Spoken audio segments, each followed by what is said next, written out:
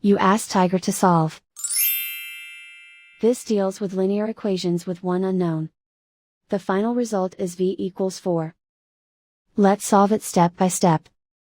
Simplify the expression. Expand the parentheses.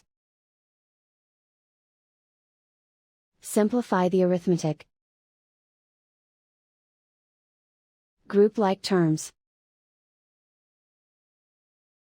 Combine like terms. Group all constants on the right side of the equation. Subtract 16 from both sides.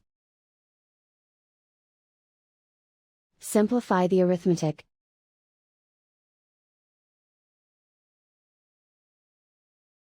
Isolate the L. Divide both sides by -4. Cancel out the negatives. Simplify the fraction.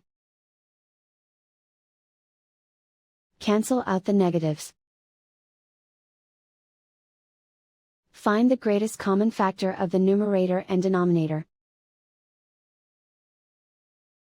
Factor out and cancel the greatest common factor. And so the final result is v=4.